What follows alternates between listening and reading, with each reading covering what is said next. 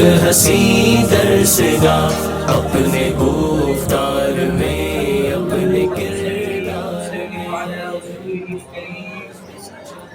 أما بعد أعوذ بالله من الشيطان الرجيم بسم الله الرحمن الرحيم يرفع الله الذين آمنوا منكم والذين أوتوا العلم درجات صدق الله العظيم.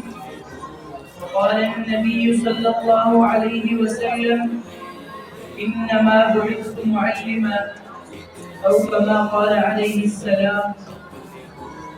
جب خوف خدا ہو دل میں یہ قیصر و کسریٰ کچھ بھی نہیں. جب خوف خدا ہو دل میں یہ قیصر و کسریٰ کچھ بھی نہیں. یہ عظمت باطل دھوکہ ہے، یہ ستون کافر کچھ بھی نہیں. اسلام اگر منظور نہیں، قرآن اگر دستور نہیں. اسلام اگر منظور نہیں، قرآن اگر دستور نہیں، پھر افسوس اس آزادی پر یہ ملک کے لشکر کچھ بھی نہیں. میرے واجب الاحترام قابل صدر تکریم اساتذہ کرام اور میرے ہم مطلب ساتھیوں، السلام علیکم ورحمۃ اللہ وبرکاتہ.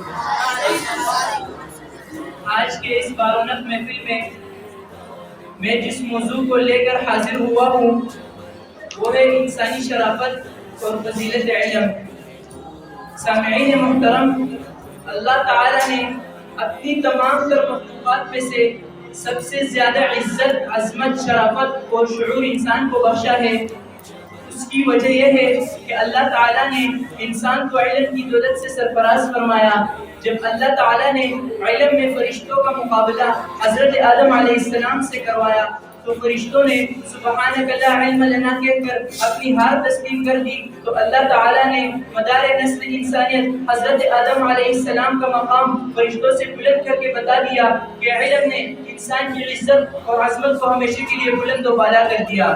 اسی لیے قرآن کریم میں اللہ تبارک و تعالیٰ نے فرمایا قل هل يستوي الذين يعلمون والذين لا يعلمون، کہ جہالت والا کبھی علم والے کے مرتبے اور مقام کو نہیں پہنچ سکتا. حضرت کثیر بن قیس رحمہ اللہ فرماتے ہیں میں دمشق کی مسجد میں حضرت ابو درداء رضی اللہ عنہ کے پاس بیٹھا تھا کہ ایک شخص آیا اور کہا کہ میں مدینے سے صرف ایک حدیث سیکھنے کے لیے آپ کے پاس آیا ہوں، میرے یہاں آنے کی اور کوئی غرض نہیں. تو حضرت ابو درداء رضی اللہ عنہ نے اس کو علم کی فضیلت پر ایک حدیث سنائی کہ من سلک طریقا یطلب فیہ علما سلک اللہ بہ طریقا من طرق الجنہ، کہ جو شخص علم حاصل کرنے کے لیے سفر کرتا ہے تو اللہ تبارک و تعالی اس کو جنت کے راستے پر چلاتے ہیں.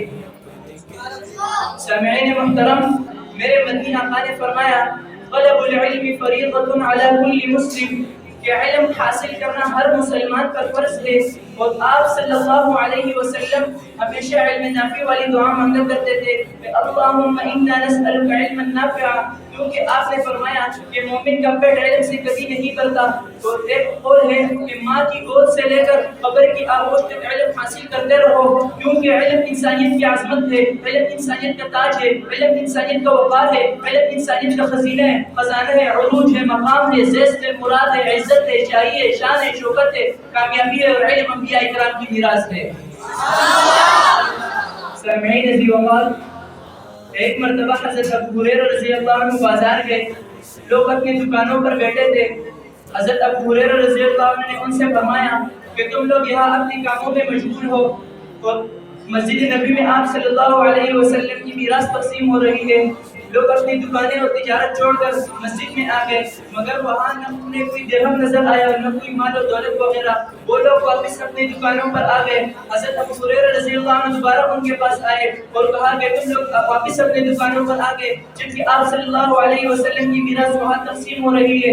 لوگوں نے کہا کہ ہمیں مسجد میں کوئی مال اور دولت تقسیم ہوتے ہوئے نظر نہیں آیا. تو حضرت ابو ہریرہ رضی اللہ عنہ نے جواب میں فرمایا کہ تم نے مسجد میں کیا دیکھا؟ لوگوں نے کہا رأینا رجالا یقرؤون القرآن ویذکرون اللہ، کہ ہم نے مسجد میں صحابہ دیکھے جو قرآن کریم کی تلاوت کر رہے تھے اور اللہ تبارک و تعالی کا ذکر کر رہے تھے. حضرت ابو ہریرہ رضی اللہ عنہ نے فرمایا کہ آپ لوگ بھول گئے ہو، کیونکہ ھذا میراث رسول اللہ صلی اللہ علیہ وسلم، یہی نبی کریم صلی اللہ علیہ وسلم کی میراث ہے.